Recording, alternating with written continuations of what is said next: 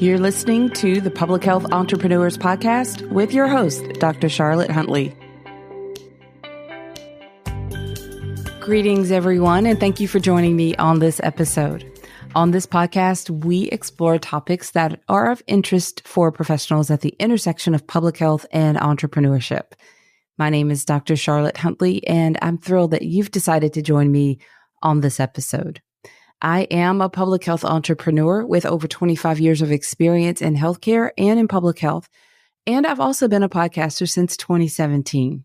I am very excited to tell you about an upcoming workshop that my team and I, have put together just for you. So are you ready to make your side hustle your full-time gig? Now, attention all consultants and entrepreneurs who are juggling a full-time job alongside your business dreams. If this is your goal to one day leave your current job and work for yourself full-time, or if the path to making this decision or transition seems unclear or impossible, you're not alone. I've been there, and a lot of us have been there, but have successfully made the leap. Over the years, I've guided countless professionals like you become full-time entrepreneurs, and now it's your turn. We are preparing a 5-day game-changing workshop for you, and I am very excited about this. We're going to help you explore your options and develop a personalized strategy to achieve this entrepreneurial milestone. Don't miss this opportunity to transform your side hustle into your main hustle. Now, here's how you can secure your spot.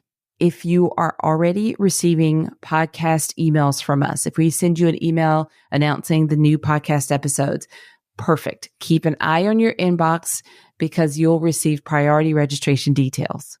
Another way that you can reserve your spot is by clicking on the link that's in the episode description for registration details. So if you are listening to this podcast in one of the apps, look in the description for this episode and you'll find a link for the workshop registration. Your entrepreneurial future is waiting, so let's make it happen together. On today's podcast episode, I'd like to share some top networking tips with you that will help you prepare for your next conference. Now, be sure to listen to the episode right before this one, episode 53, where I covered why you should be setting networking goals for your next conference. I kind of set the stage for this series that's coming up. On today's episode, I'd like to talk to you about networking strategies and the things that you should be doing before the conference.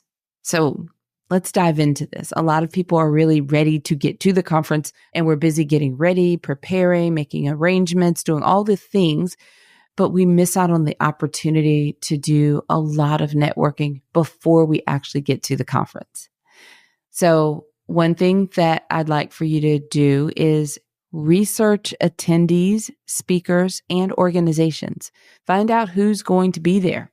Remember that your specific networking goals, like back in episode 53, I encourage you to kind of set the platform or the framework for why you should be setting the goals, but you'll need to decide what those goals are for you.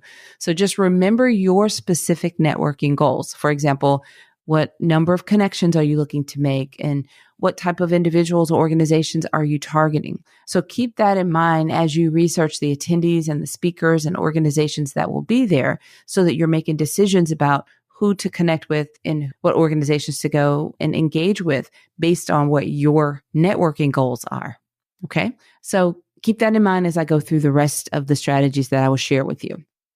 So the next thing I would like to share with you is to prepare and practice your elevator pitch.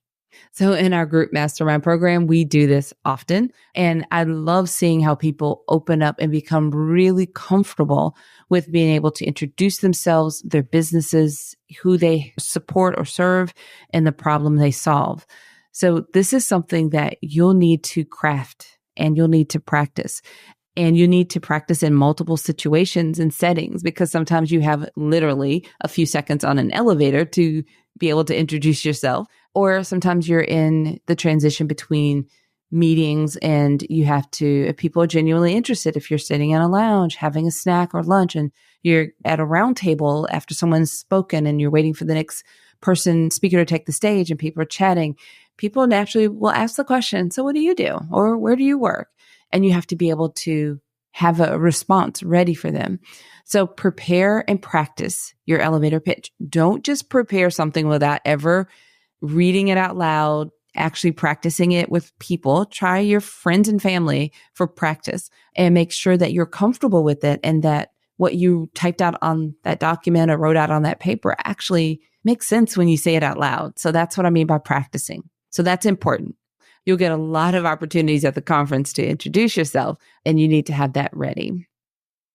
Okay, so my third strategy or tip for you is to make sure that you update your online profiles. Now, I always gravitate to LinkedIn, but I know a lot of you use different platforms. My company, we also use multiple platforms, but our primary platform is LinkedIn. When I'm looking to connect with new prospects or looking for new business, then I want people to be able to follow us and connect with us on LinkedIn. And I want to connect and build my network on LinkedIn.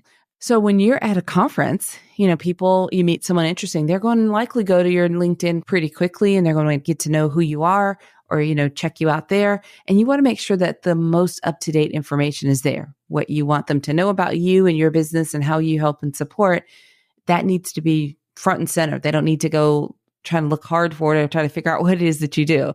So make sure that you have updated your LinkedIn profiles. I will even add here that updating often is a good practice because often in our businesses from 6 months, think about the last 6 months. Are you doing something slightly different or the exact same as you did 6 months ago? What about going back a year?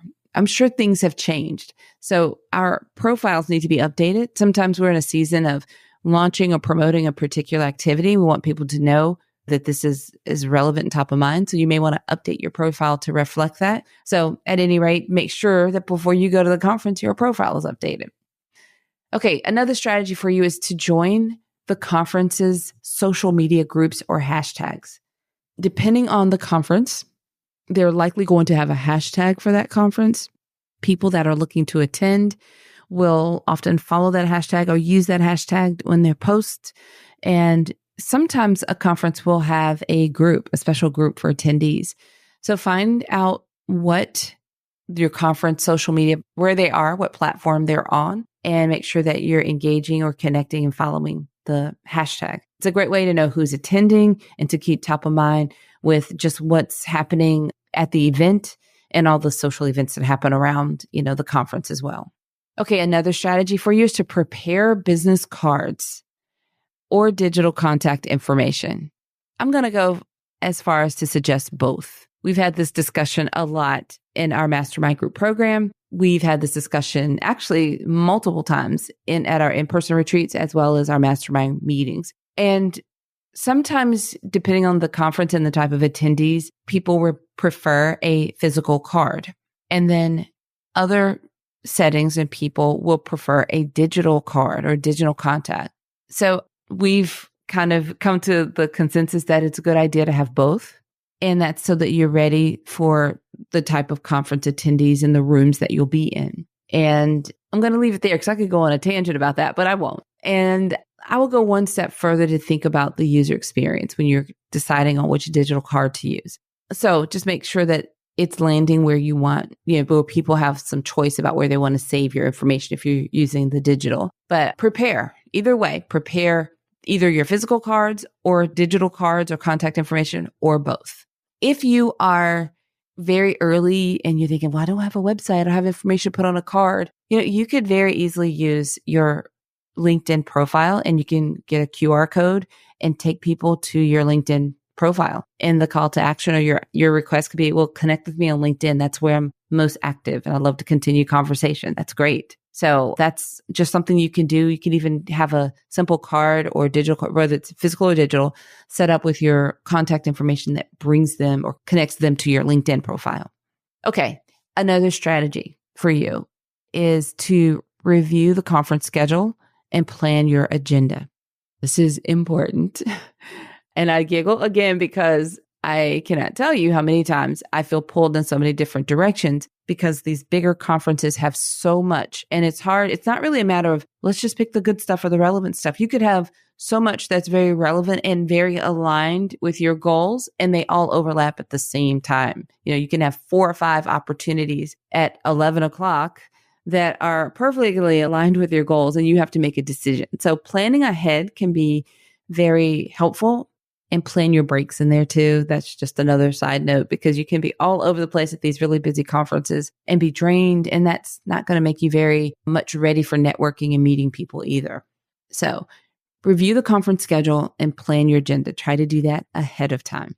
Okay, one more strategy for you, and that is prepare relevant questions for speakers and potential contacts. This one is extremely helpful. Sometimes you can be in a conference room where there are maybe a panel of speakers, and at the end of the session, they hold space for questions, and you have the opportunity to step up to the microphone and ask a question in the room, which can amplify your networking effort. So your question, if you prepare your question in advance, you have a chance, you'll know the topic, you get familiar with the speaker, and prepare your question in advance.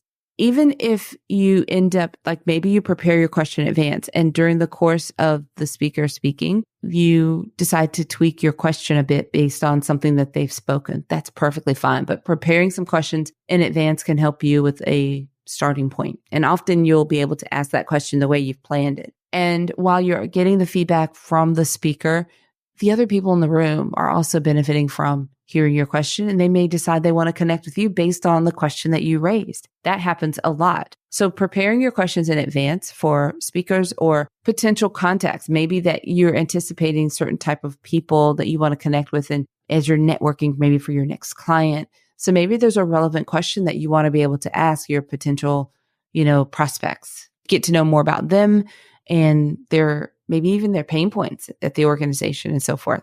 All right. So these are some strategies that I think all of them are high value strategies to help you prepare before the conference, depending upon how much time you have. And, if you're listening to this and you think, well, my conference is next week, you can't do all of these. So pick and choose from the strategies what aligns with you the best, and make sure that you're focusing everything back to whatever your specific networking goals are for the conference.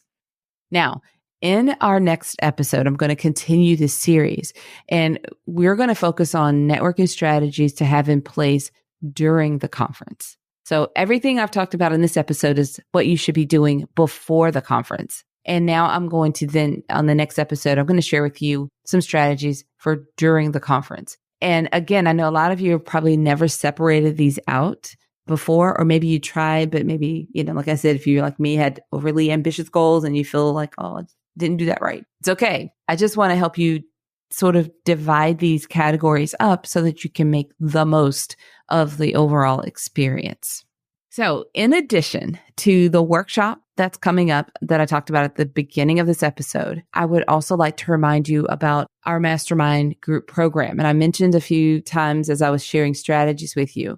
I love this program. It's a high value program. Our members love this program, and it is best suited for established public health entrepreneurs. So those of you that have already gotten started, you have a client or two, you're generating revenue, that at the very least would be that's the place that we're looking for people coming in, or we find that they're best suited for our program and the other members that are in our program as adding to the community. We work together online, and we gather together in person for a 2-day retreat. And we do this twice a year. And our entrepreneurs travel from all over the US and beyond to attend our retreats. They're really, really phenomenal. Enrollment is only open twice a year, in June and in December. And it's only open to people who have submitted an application. So if you'd like to know more about our Mastermind Group program, you can visit our website and submit an application to let us know that you're interested. Our website is publichealthentrepreneurs.com. You can also find the links to our Mastermind Group program and our upcoming workshop in the description for this episode as well. All right, everyone. Until next time, have a fantastic rest of your day. Thank you for listening. Visit publichealthentrepreneurs.com to learn more.